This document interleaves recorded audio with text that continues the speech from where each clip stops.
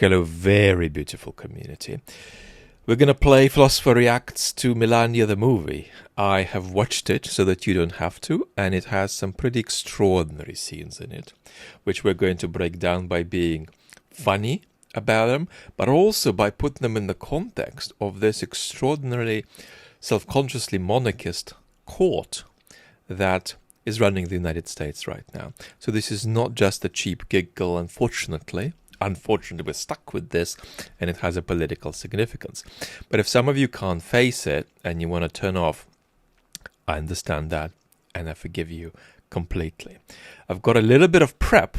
I've written out some quotes and some dialogue from the film, so we're actually going to dive in properly and come away, I think, with a deeper understanding of Trump's relationship with Melania, a deeper understanding of how she feels about him and how he relates to her, and of course a deeper understanding of the monarchist and corrupt nature of this court that is running the United States now.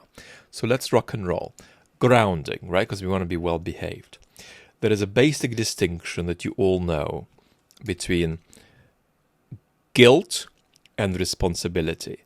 Melania, if you are going to relate to her like a civilized citizen, is not guilty for the things that Trump does, but she is responsible for them. And she has probably as much responsibility as anyone could have, short of being guilty. Then there are things that she herself does that are unlovely, right? Including this film. And we'll talk about the corruption element of it and the ingratiation of Bezos with the Trump administration. But understand guilt versus responsibility. Right. Next, Mark Kermode did a politically eviscerating review of this film. I'm not going to do that. That's already been done, and it's too obvious, right? Melania is sitting there getting emotional about the California fires, while Trump is disgracefully exploiting the situation. Melania is saying sentimental things about the dignity of all humans and the respect we must have for immigrants. Trump sending out a personal militia to confiscate people and attack people on the streets of American cities. So we're not going to repeat that because you all understand that, you all know that. Now, there are 5 extraordinary scenes, in my view, in the film. And then on top of that, there are some themes that run through it. One of them is this kind of lecherous, narcissistic clinginess that repulses Melania, with which Trump approaches Melania. But let's start with something unbelievable, but believable, which is the election night phone call between Melania and Trump. And we're going to put it on the screen and we're going to read it together. Hi, Mr. President. That's fantastic that, you're winning, you've won. And Trump asks, did you watch it? And Melania says, I did not. I had meetings. Trump's narcissistic supply deflates dramatically. You really should go and watch it. It's amazing. And look at how he's speaking to her. He's speaking to her like she is one of 77 journalists he could be encountering. And Melania says, I'll see it. Yeah, I'll see it on the news. I'll watch the news. Trump's narcissistic supply needs just get out of control. And it plummets for him because this is just so deflating. Let's go down.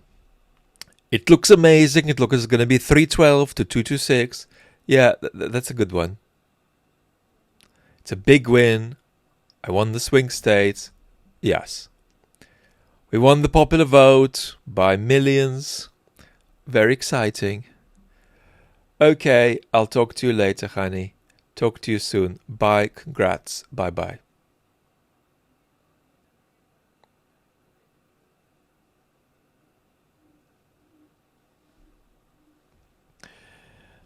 These are not two people who are properly together.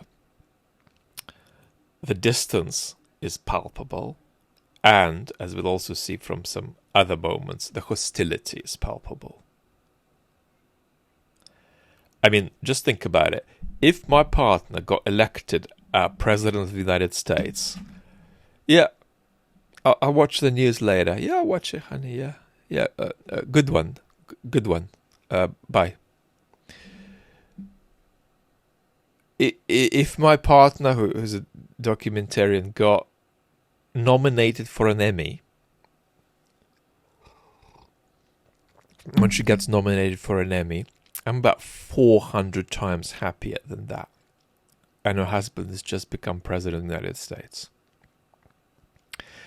When my partner, who is neurodiverse, makes another cushion, sews another cushion, it's like cushion number 74, I am happier about the cushion than Melania is about Trump's win.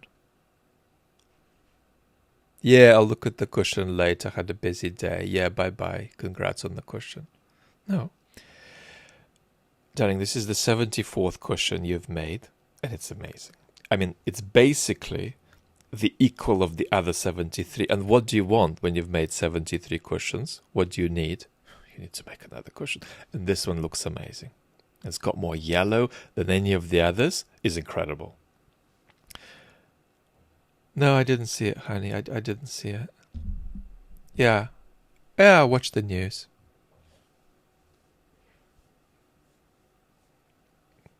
Right? Trump is almost bullied in this dynamic. Right? He's like a little lapdog that's being sort of pushed away. And he doesn't have an approach to her except to just say the sentences he would say if he was just speaking to some journalistic rando.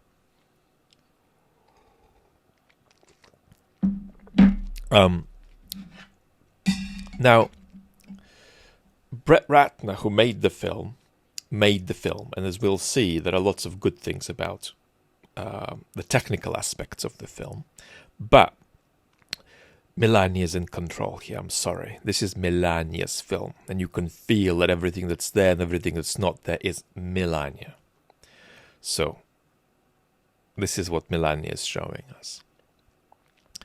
Now, we wait for an hour and a quarter for her to say something that even has a semblance of positivity about Trump. Even though the whole film about how he's just won an extraordinary election, she doesn't say a single nice thing about him until about 1 hour 20, at which point she says something perfunctory like nobody has endured the stuff he has endured. They've tried to incarcerate him, they've tried to kill him, and so I'm proud. But that is not what the majority of the message of the film is. Trump, because there isn't enough Trump in the film, will struggle to watch it, but he'll watch cutouts of it and he'll read good reviews of it. I mean, he'll have them summarized for him. But he'll struggle to watch the whole film. He'll just get too bored because there's just not enough Trump in there. There's just not enough positive stuff about Trump in there.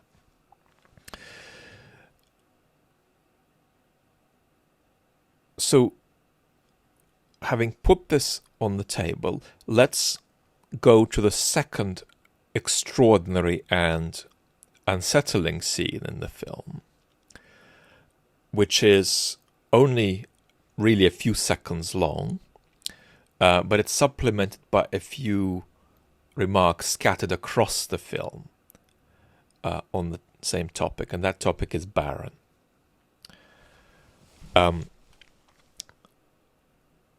Melania, when she thinks about family relations and meaningful relations, doesn't include Trump. She thinks of her parents, her late mother and her father, who, by the way, is bizarrely everywhere.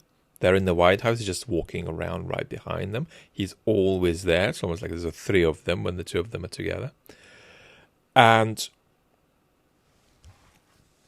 the mum passed away a year or so ago, and that's Melania's idea of meaningful relations. Parents and Barron, not Trump. And she talks about Barron's future and about what she wants for him, how he should realize himself, and she expresses that via the kind of empty chat GPT narration that we're going to encounter later. And she talks about how he is conceiving of his own plan, right? How set in his ways he is, how ambitious he is, and how much self-esteem he has. And there is a scene in which she's saying that, and then they show Barron stand up and relate to the crowd in a slightly fashy way, I'm afraid, as though he is sort of cosplaying becoming the fascist dictator of America in 2040.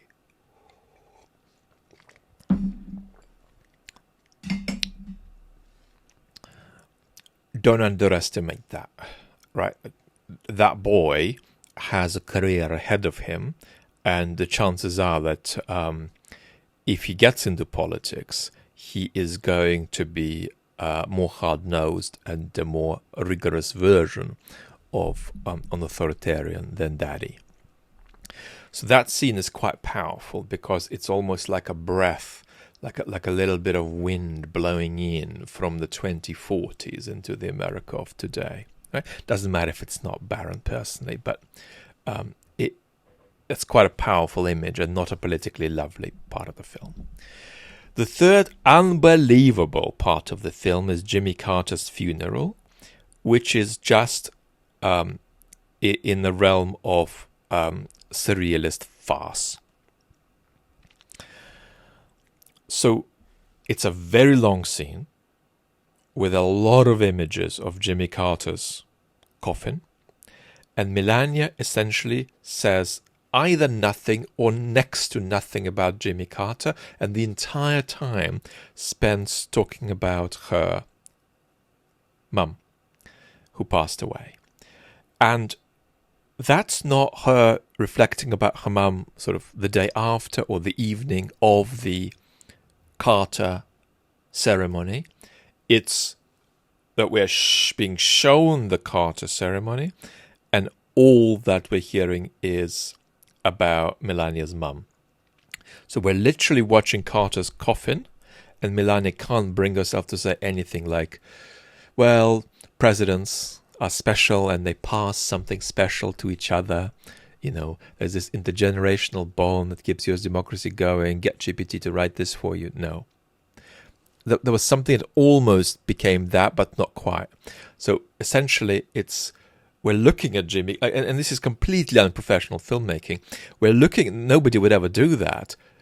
Jimmy Carter is being shown, and we're just hearing about Melania's mum, when the whole film is about the wife of the President of the United States, and this is another president who's passed.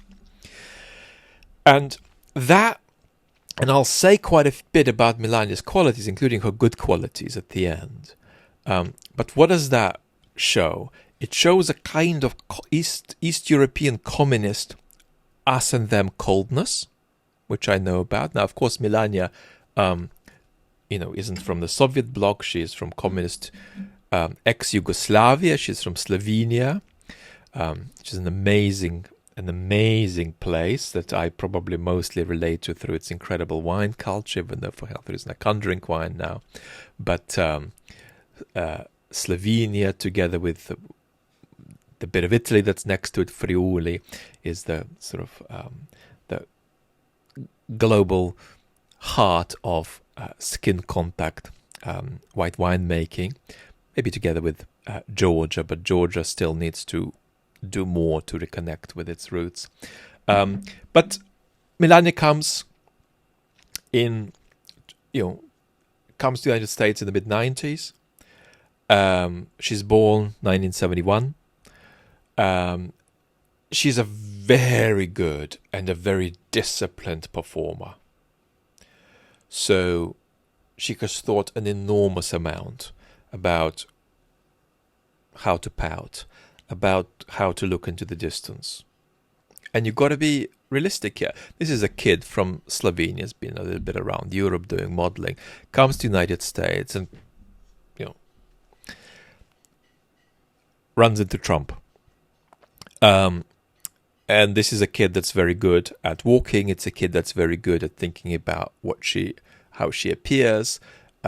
it's a kid that's good about thinking about itself architecturally, thinking about its body architecturally, good at pouting, good at looking into the distance, but that's it. That's a kid. And, suddenly she is with this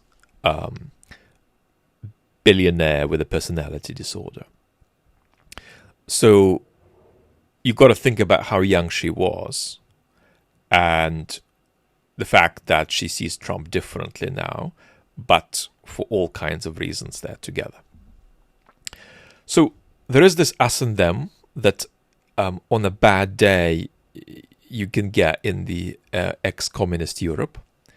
There's also this astonishing lack of civic responsibility. Please say something about Jimmy Carter, And also, there's this sense that she really doesn't want to be there. She wants to hide. It's almost an event of mourning for her, not because of her mum or Jimmy Carter, but because she doesn't want to do this politics thing. But also she wants to be there. And the way she wants to be there is she loves performing. So that's, I think, what's there in the Carter funeral. But it's a complete lapse of... and this is not a documentary. I'll define what kind of film this is. It's a special kind of propagandistic reality TV. But in a doc, you can't do that, right? You can't show one coffin and talk about somebody else. Now, before we get to the next amazing event, I think we've done 3 now, right? Jimmy Carter, Barron, and the phone call.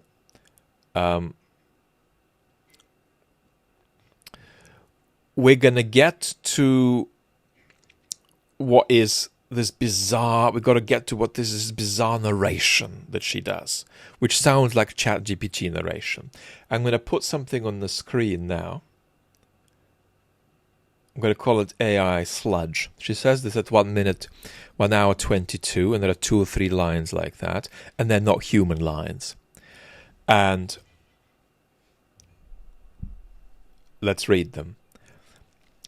As First Lady, and so every sort of 4th line, she keeps repeating something about her my complete creative vision that she's demonstrating in this film. And I'm not being mean about her accent. I've got an accent, and some people say because of my time in the Israel in the early 90s, I can't say the word H now. So I can't speak a single language without an accent. So I'm not well placed to mock anybody. But when I'm doing this, what I'm doing this is I'm mocking the self-absorption and the rigidity of the self-absorption, and the sort of pompous evasiveness of this AI sludge that is the narration of the film. And that's just sort of, in between scenes, Melania narrates and says stuff that looks like a very early version of ChatGPT wrote. I don't know who wrote it, but that's how it sounds. Let's read this. As First Lady, I constantly think how our lawmakers can build dignity, create equal opportunity, and foster compassion through the unity of all Americans. And this is part of my complete creative vision. Hun, you don't constantly think about how lawmakers can build dignity. I don't know anybody who thinks that. I don't know any politicians who think about that. I don't know any political philosophers who think that. I don't know any speechwriters who think that. That's AI sludge. So, and the idea that you constantly think about it. No, the whole film is you preparing to move into the White House, and you end up not moving into the White House, which makes the film ludicrous. And the chief thing that you're overseeing is this special dinner for the donors where you're arranging the napkins and you're putting a little bit of gold here and you're choosing the cutlery that Elon Musk and Jeff Bezos are going to eat out of. And I don't want to underestimate that. There can be a little bit of complete creative vision there. But let's not miscategorize things. You're organizing that stuff. You're not thinking about the American polity in a responsible way. I'm sorry. You're very consumerist. And you don't have a narcissistic personality disorder, but you're very self-absorbed. And you're thinking about your frocks virtually all the time. And about tight family. And maybe strangers who have similar stories to your family, but you're not good at thinking about strangers. Okay? So, bullshit. The complete creative vision of how you think about lawmakers building dignity is BS.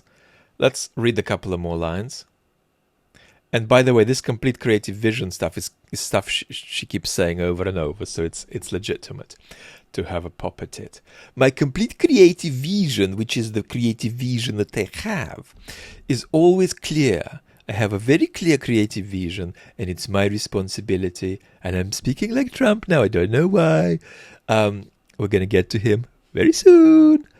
And it's my responsibility to share the idea with my team so they can bring it to life. To decode that, my frock is a bit short here, so please tie it up properly. She genuinely has a very good architectural understanding of her body.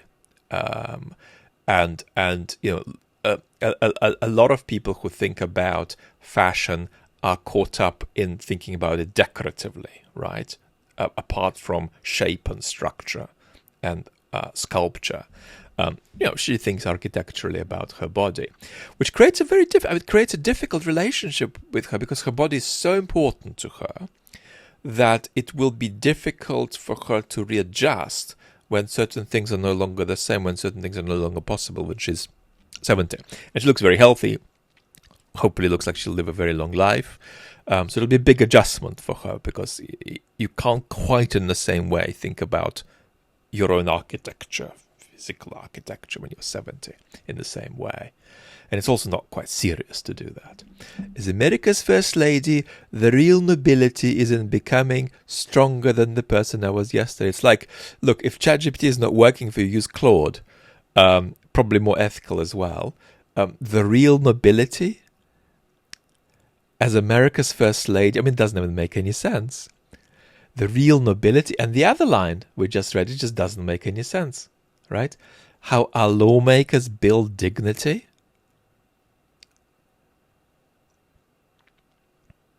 This is like, it reads like AI when you left the prompting up to your cat. So, let's get to... And the other thing she constantly repeats are her two projects about which she is insecure, which is Be Best and Fostering the Future. And she's insecure because she understands that other first ladies around the world are just better at this, are doing more than she is, and that she's fundamentally interested in looking stylish. We'll come and say a little bit more about that in a second. Now let's come to another extraordinary scene, which is the Mar-a-Lago Inauguration Day security briefing. I'm not going to put these pictures up on the screen just because these big companies tend to be extremely mean on YouTube, and I want to strike you down for just about anything for copyright. So imagine a table and just 4 people. 2 people, Melania and Trump. And it's a security briefing about things like, can they get out of the car or not, and where, and will it be safe, and will it be unsafe, and who will decide it? And Melania says, well, we're going to think about it, let's discuss it. Barron doesn't feel safe enough to get out of the car, so blah, blah, blah. And this is not a complex meeting. He's not being briefed about the ideology of the Ayatollah. He's literally being told, hey man, it's going to be this car, and then you'll be with Biden for a bit, and then you won't. And in terms of safety, this is what we're going to do, and this is going to be the route, and here it is illustrated. And Trump can't take any of it in. And he's just not there. He's completely glazed over. He can't focus. He can't take in any of the information. to an astonishing degree. He's dozing off, he's flicking through pictures, then they're giving him more information, and he just suddenly interrupts him and says, "Doesn't Melania look terrific in this dress?"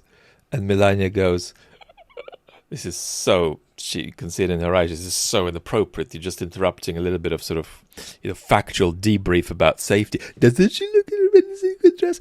And Melania is split about this because she feels very negatively toward Trump. As we'll see in a moment, her relationship to him at a kind of visceral level is a little bit as though this is a lecherous old man I must boundary. And she hates it because she knows it's inappropriate, because she's self-aware the way Trump isn't. And so she thinks he's a complete idiot because for all of his elements of genius, he's got this spectacular inability to, read the moment often. And she knows that. She can see it, right? She can see, gosh, that is cringeworthy, inappropriate. And she also hates the fact that it's coming from him because it feels a bit lechy. But she also likes it because she's a performer. She loves her body as a topic of reflection, not in a sexualized way, but just as a topic of aesthetic reflection. And which again raises a lot of questions about her relationship with the aging process. Her psychology is not very suited to being perfectly. There really are some women who are at their most beautiful well into their 60s, in my opinion, and into their 70s, who are more beautiful in their 60s and 70s than in their 40s and 50s. And Melania is not quite in that box, in good part because her psychology isn't in that box. She doesn't have ownership over the kind of beauty you need to have at that point in life. But anyway, she also kind of likes it in the abstract sense that this is a lot of power. This is the POTUS complementing my appearance. And so it's inappropriate and lechy, but I also like it. And so he just couldn't focus at all. And it was Melania who said the practical things. She said, "Are you sure it's safe?" And they said, "We're going to keep private the bits where you could get out of the car." And Melania says, "Can you really do that? Because if we are going to get out of the car, surely it's going to be obvious what the spots are where we're going to do that. So it's not really secret, blah, blah, blah. Are you sure? Is it safe? We'll think about it." And Trump is like, "What a pretty dress, tremendously pretty dress." And he has no ability to take anything in, which is a combination of a little bit of aging and degeneration and the impulsivity that is connected with neurodiversity, right? That's the neurodiverse traits that he has. He can't focus. And so it is absolutely mortifying, would be mortifying, to be in that position, because if you can't focus on that, how on earth are you going to focus on any serious debrief about anything?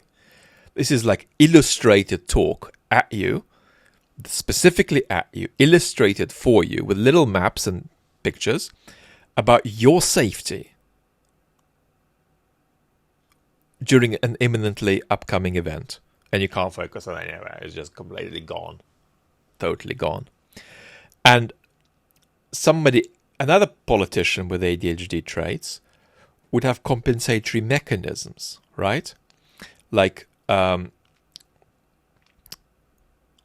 Gavin Newsom would say, "All right, I can't receive information the way a neurotypical person can, but I've got these workarounds and I'm going to use them because I'm going to be serious about receiving this information. I'll just receive it in the way that works for me."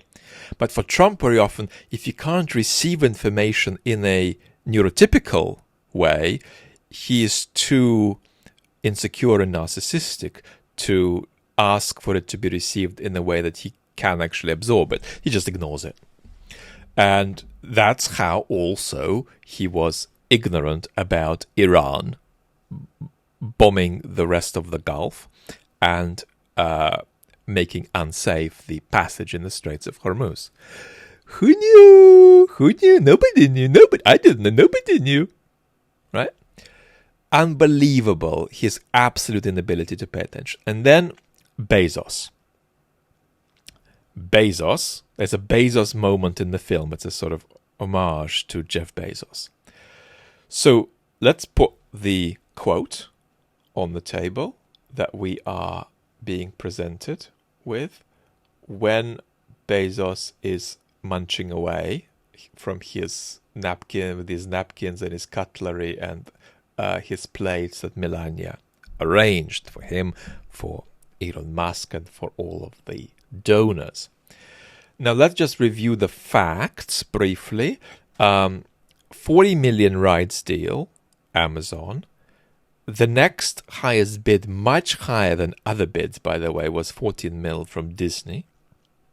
Melania is getting 28 mil, 75 mil total spend, and 16.7 worldwide gross for the film, which is brilliant if you've made a doc for $2 million. Brilliant. But they didn't. They made a doc for tens of millions of bucks, right? It's losing money, even though it's done quite well in MAGA parts of the US, and much less well elsewhere, much less well in Europe. I mean, a few people I know in London have seen it, and they've been nearly alone in the cinema. And by the way, if my health were different, I would have also gone to see it straight away, because we needed this kind of philosophical breakdown. Now, not philosophical, but slightly more high-minded breakdown. It's just above just mockery. So we're looking at Jeff Bezos, and we've got this, not yet Claude level AI sludge write-up that's a suck-up to the donors. The candlelight dinner is not a traditional part of my complete and total vision in this film. But this year, we wanted to create something really special, a complete vision. It's so powerful to see this room come to life tonight. Now pay attention. Candlelight, black tie, and my complete creative vision, filled with the elegance and sophistication of our donors. Just get Claude. Filled with the elegance and sophistication of our donors. They are truly the driving force behind the campaign and its philosophy, the reason our victory is possible. The room is filled with the elegance and sophistication of our donors. Right? Who speaks like that? Somebody who has a complete creative vision for this film and for this dinner. Now, what do I say as a political philosopher about this? This is a patronage transaction. This whole film is a patronage transaction in which the Trump administration, which is a court, is monetizing political proximity. Right. Now, these have been the key moments in the film that I wanted to discuss. Election night phone call, Barron, Jimmy Carter funeral, a little bit of discussion of ChatGPT sludge in between, the Mar-a-Lago briefing, and Bezos. Let's now talk about some themes in the film, things that appear here and there and over there and across the entirety of the film. And here we're going to get to some interesting points about how Melania zings Trump and zings Trump's politics. Now, the most disgusting and the most humiliating parts of the film are the 3 or 4 moments where Trump is being lechy with Melania in public in a way that she doesn't like, and in a way that's not at all about Melania. So what if you're watching, it's 1 hour, 16 minutes is a good example of that. There's a kind of a really yucky double kiss on her cheek that he performs for the crowd. And it's sexualized. And it's about power and showing off. And it's basically saying, look, I can have sex with her. You can see that. And so he does his pout. He reaches for her. Then he looks at the crowd. Then he does his pouting into her. Then he looks at the crowd again. Then he does another pout. And she's thinking, come on, get this over with now. And this is all about, oh, look what I've got. oh, look what I've got. And it's not look what I've got. This is, a wonderful woman who's striking. No, it's this kind of like, I've got this sexual object here and I can do what I want with it and it belongs to me. And it's really yuck. And that happens across the film. And you can see how she thinks of that. She thinks of that as this kind of yucky old man who's got to be kept away from one. The next theme is Melania's anti-Trump politics. And she can't say Trump's politics is shit, for obvious reasons. But there are a few very interesting moments that zing Trump. Let's look at one verbatim. It's an exchange when Trump is practicing for his inauguration speech. My proudest legacy will be that of a peacemaker, not warmonger. And because of Trump's lack of self-awareness and his particular relationship with his own neurodiversity, which is a very unself-aware relationship, he didn't like the word monger. So he said, peacemaker, not warmonger. Monger, I don't like saying monger. I don't want to say monger. And Melania sits there, I think with her arms crossed, and says, peacemaker and unifier. And unifier. Peacemaker and unifier. Right? Trump is divisive. He's always a political arsonist who's polarizing everybody. And she says, unifier, please. And Trump says, don't put that on tape. And she says, no, put that on tape. She says, it's my wife's idea, don't put it on tape. That's a criticism of Trump's politics. That's not just help with the speech. And another way in which she goes at it is by speaking positively about immigrants. So let's take a look at that. I'm going to put it on the screen. So this is a line from a designer in the film, not from Melania, but it's very warmly and approvingly presented by Melania in the film. And so this woman is saying, I came here when I was 2, immigrated from Laos, and we came here to America because my family wanted opportunities, equality, and everything good about what America represented. And so this moment signified everything that my parents believed in America. It's really the American dream. Now, Melania's words. Walking into the Capitol's rotunda, I felt the weight of history intertwined with my own creative vision from Claude AI. My creative vision. As an immigrant, a reminder of why I respect this nation so deeply. And by the way, I'm not literally saying that they've used AI for this. I'm just saying it sounds hilariously like AI. And I don't know how they got to that conclusion. It could be that they had to give her terribly vacant language because she doesn't have her own language about any of this, right? She can talk about her creative vision for the fashion, but that's about it. A reminder of why I respect this nation so deeply. The weight of history entwined with my journey as an immigrant. Next quote. Everyone should do what they can to protect our individual rights. Never take them for granted because in the end, no matter where we come from, we are bound by the same humanity.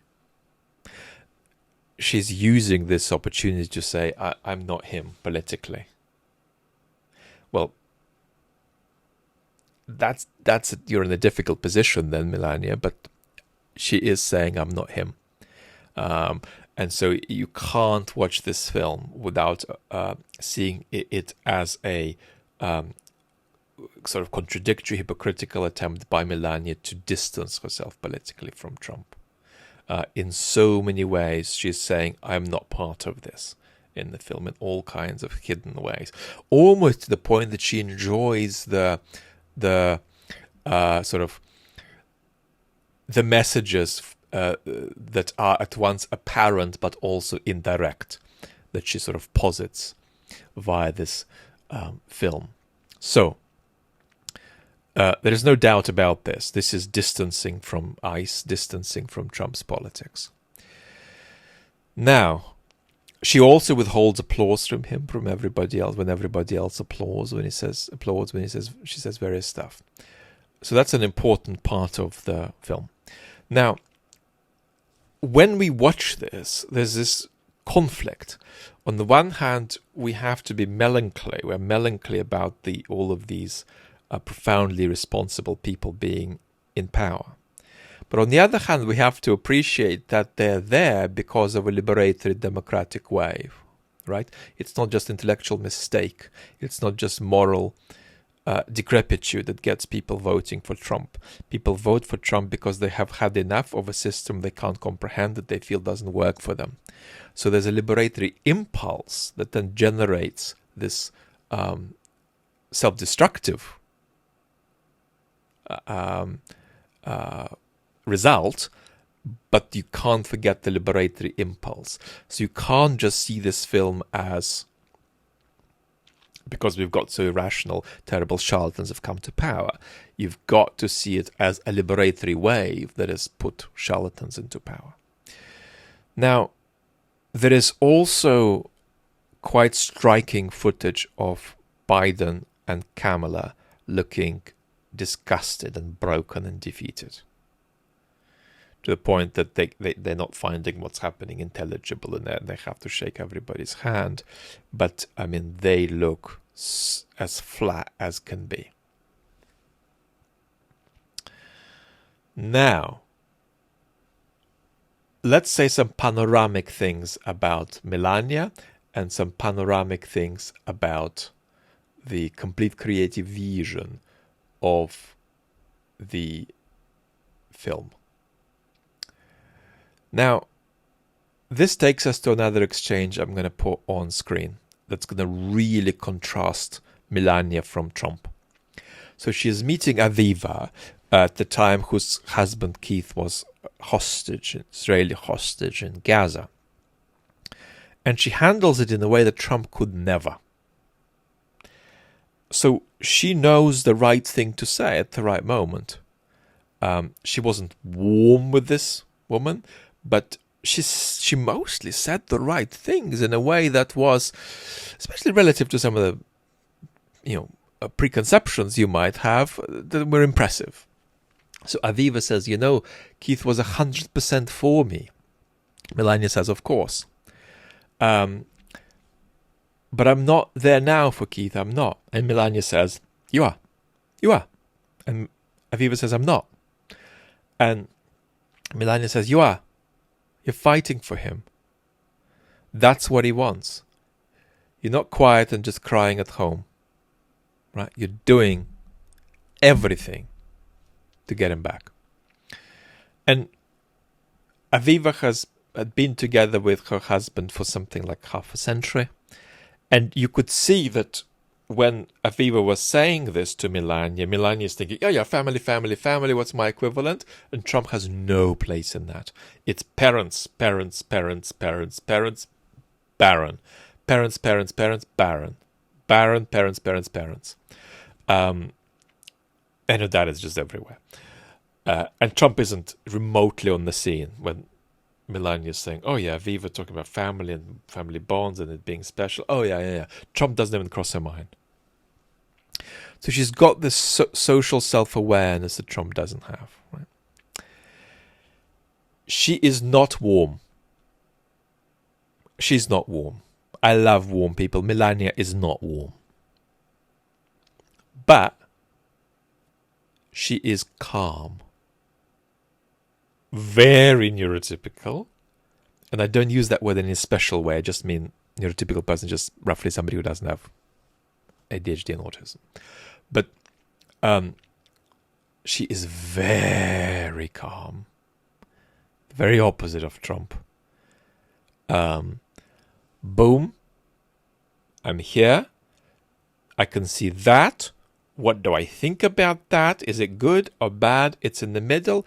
It's in the middle, a bit to the good side. So it's kind of like this. this is how I'm going to react. Boom! This surprising thing happens. Okay, it's surprising, but surprising things happen. This is how I want to react to this. Here we go. And she's strong. She's incredibly strong and incredibly disciplined. And in particular, incredibly disciplined about hiding her revulsion for Trump. It's almost like a job. She's a professional revulsion hider. And she also has a little bit of self-awareness about her extreme limitations in this role. Unless it's the role about the creative vision of the cutlery that Jeff Bezos needs to have. I'm sorry, I'm mocking this. There's amazing people, organizing events in all kinds of extraordinarily creative ways. But I'm mocking it a little bit because that's not the civic responsibility that we need in the partner of a president. Now, she's self-aware, and so when she meets Queen Rania of Jordan, she can see Queen Rania is much more at home, much more charismatic, much more powerful, much more feminine in her role than Melania is in hers. And Melania knows she could never be the equal of Queen Rania in these capacities. And she thinks, well, I'm compensating by my creative vision about all my frocks. Well, that's going to be all right later on, but if your body is of such central importance to you and the architecture of it of such central importance, how is that going to evolve when you are not 55, which is 56 soon, I think, but 66, 76, right?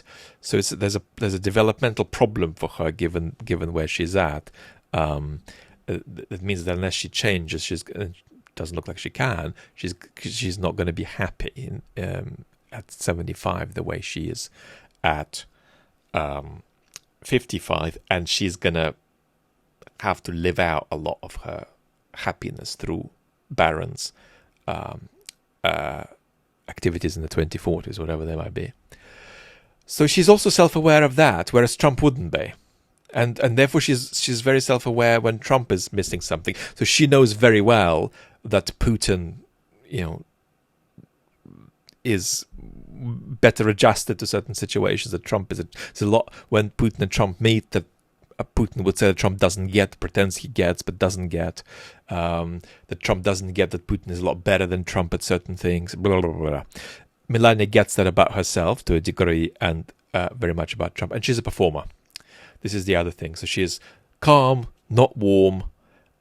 She's strong. She's incredibly disciplined, including about hiding her revulsion of Trump. She's a bit self-aware of her limitations in her role. And she's a performer. She loves doing the architecture thing. My body's architecture.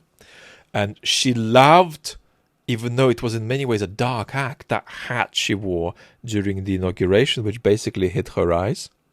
She loved the way she concocted it and the message that sent out, that this is in part not a celebration but an event of mourning for her because she hates Trump and she hates the fact that he is president again, even though it has certain advantages for her. So she's a performer, and that's an end in itself for her. So she's very big on doors are going to open. How am I going to do the creative vision of how I'm going to look into the distance while pouting? And what is going to be the level of rigidity of my collar? And how's my bum going to look from the back? And is the thing that's holding the dress up going to stick out a bit at the back? And how do I minimize that? And this is all part of the creative vision. And so she gets off on that, and insofar as Trump's presidency again forces her into, sort of puts her in the bigger limelight, she enjoys that while also hating it. Now, the film itself, it is brilliantly filmed. Not brilliantly in the sense of Ingmar Bergman would be proud of it, but brilliant in the sense of clearly three top-notch professional directors of photography working on it. For a doc, it's super well filmed. These are top pros making this stuff. That's why it costs so much. I won't say anything about the music, lots of very strange choices, but the way they went about matching them to the pictures was skilled, even if you don't like it. What is the film? It's ad/reality TV/political propaganda. It's not a documentary. And the last bit of the film, the last fifth of the film, is more political propaganda than anything else. And the central thing to say about the film's failure is that it has no narrative arc the way a documentary would. Like, what are we building up to? What is happening? And then the thing we were building up to is beginning to happen. And it's like what we expected or not like what we expected. There's some suspense, there's some payoff, there's some transformation. There is no narrative like that, because insofar as there's any narrative, it's Melania's moving into the White House. And she's sort of building up to that, prepping for that. But she's never going to move into the White House. So the film is farcically a film about the build-up to an event that isn't going to happen, doesn't happen. And that's kind of okay, because it's just a bit of propaganda, a bit of an ad, a bit of reality TV, and functionally it's this kind of patronage transaction around exchange, the monetization of political proximity in Trump's court. Thank you for being with me, beautiful community. Lots of love and talk very soon. I was away for a couple of days because I wanted to get to a very special concert with some very beautiful people performing. And I tried yesterday. I got into 2 cars in my wheelchairs. I can't stand. And the first car didn't fit the wheelchair when folded. And then the second car had issues. And then my health plummeted. We had to turn around. Never made it. So I've been away for a couple of days. But I'll be with you through the week to discuss the insanity of what's happening in the world and in Iran. Thanks for sitting through the Melania. I mean, we almost did half of the length of the film. We went back more than half of the length of the film of processing it. Lots of love. Talk soon.